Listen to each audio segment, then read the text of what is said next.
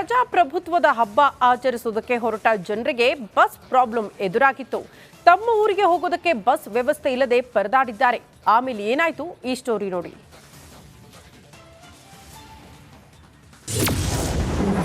ಊರಿಗೆ ತೆರಳಲು ಬಸ್ ಇಲ್ಲದೆ ಪರದಾಟ. ಬಸ್ ಏರಲು ಮುಗಿಬಿದ್ದ ಜನ, ಹಲವರಿಗೆ ಗಾಯ.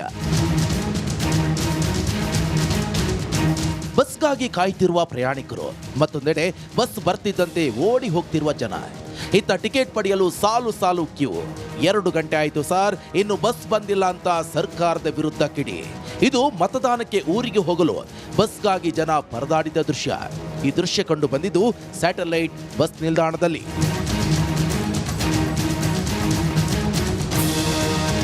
ರಾಜ್ಯದ 14 ಕ್ಷೇತ್ರಗಳಿಗೆ ಮತದಾನವಿದ್ದು ಊರಿಗೆ ಹೋಗಲು ಜನ ಪರದಾಡಿದ್ರು. ನಮ್ಮ ವೋಟ್ ಮಿಸ್ ಆಗಬಾರದು ಅಂತ ಬಸ್ ಏರಲು ಗುದ್ದಾಡಿದ್ದಾರೆ. ನಾ ಮುಂದು ತಾ ಮುಂದು ಅಂತ ಪ್ರಯಾಣಿಕರು ನೂಕಾಡಿದ್ದಾರೆ. ಈ ವೇಳೆ ಹಲವರಿಗೆ ಗಾಯವಾಗಿದ್ದು ಆಕ್ರೋಶಗೊಂಡಿದ್ದಾರೆ. ಬಸ್ಸಸ್ ಇಲ್ಲ, ಸರಿಯಾಗಿ ಏನು ಫೆಸಿಲಿಟಿ ಇಲ್ಲ. ವೋಟಿಂಗ್ ಇದೆ, ವೋಟ್ ಮಾಡಲೇಬೇಕಲ್ವಾ. ಮಕ್ಳನ್ನ ಹಿಡ್ಕೊಂಡು ಏನು ಮಾಡೋದು, ಆಪ್ಷನ್ ಇಲ್ಲ. ಬಸ್ಸಸ್ ಅರ್ಧ ಎಲ್ಲ ಕಳಿಸ್ಬಿಡ್ತಾ ಇದ್ದಾರೆ, ಇನ್ನು ಅರ್ಧ ಟಿಕೆಟ್ ತೊಗೋಬೇಕು. ಎಲ್ಲ ಅಲ್ಲೂ ಹೋಗೋದಾ ಇಲ್ಲೂ ಹೋಗೋದಾ ಹೆಂಗೂ ಗೊತ್ತಾಗ್ತಾ ಇಲ್ಲ. ಸರಿಯಾಗಿ ಫೆಸಿಲಿಟಿ ಕೊಡ್ತಿಲ್ಲ. ಬಸ್ ಏರಲು ಪ್ರಯಾಣಿಕರು ಮುಗಿಬಿದ್ದಿದ್ದು ನೂಕು ನುಗ್ಗಲು ತಡೆಯಲು ಕೆಎಸ್ಆರ್ಟಿಸಿ ಅಧಿಕಾರಿಗಳು ಮಾನವ ಸರಪಳಿ ನಿರ್ಮಿಸಿದ್ರು.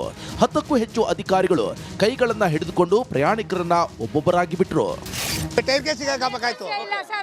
ಏನ್ ಮಾಡ್ತೀರಾ ಸರ್ ಹಿಂಗಾದ್ರೆ? ನಾವು ಬಂದಾಲ 1 ಅವರ್ ಆಯ್ತು. 1 ಅವರ್ ಆಯ್ತು ಬಂದಿ ಸರ್.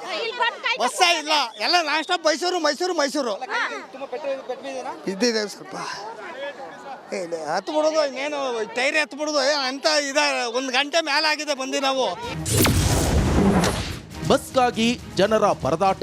ಚುನಾವಣಾ ಕಾರ್ಯಕ್ಕೆ ಕೆಎಸ್ಆರ್ಟಿಸಿ ಬಿಎಂಟಿಸಿ ಬಸ್ ಬಳಕೆ.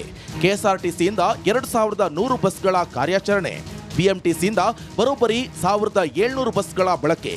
ಬಸ್ ಸಮಸ್ಯೆ ಹಿನ್ನೆಲೆ ಹೆಚ್ಚುವರಿ ಬಸ್ಗಳ ವ್ಯವಸ್ಥೆ. ಬಿಎಂಟಿಸಿಯಿಂದ ಹೆಚ್ಚುವರಿ ಬಸ್ ಪಡೆದ ಕೆಎಸ್ಆರ್ಟಿಸಿ ಏಪ್ರಿಲ್ 24, 25, 26 ಹಾಗೂ 27ರಂದು ಬಿಎಂಟಿಸಿ ಕಾರ್ಯಾಚರಣೆ. ಏಪ್ರಿಲ್ 24ರ ಸಂಜೆ 6ರಿಂದ 11ರವರೆಗೆ ಹೆಚ್ಚುವರಿ 575 ಬಸ್. ಏಪ್ರಿಲ್ 25, 26ಕ್ಕೆ 465 ಬಸ್ಗಳ ಕಾರ್ಯಾಚರಣೆ. ಬೆಳಿಗ್ಗೆ 6ರಿಂದ ಮಧ್ಯಾಹ್ನ 3ರವರೆಗೆ ಹೆಚ್ಚುವರಿ ಬಸ್ ವ್ಯವಸ್ಥೆ. 27ರಂದು ಹೆಚ್ಚುವರಿ 40 ಬಸ್ಗಳ ಕಾರ್ಯಾಚರಣೆ. ಬೆಳಿಗ್ಗೆ 8ರಿಂದ ಮಧ್ಯಾಹ್ನ 1 ಗಂಟೆಯವರೆಗೆ ಬಸ್ ವ್ಯವಸ್ಥೆ. ಬಸ್ಗಳು ಏನು ತೊಂದರೆ ಇಲ್ಲ. ಇವತ್ತು ನಾವು ಈಗಾಗಲೇ 2700 ಬಸ್ಗಳನ್ನ ಚುನಾವಣೆಗೆ ನೀಡಿದ್ದೇವೆ.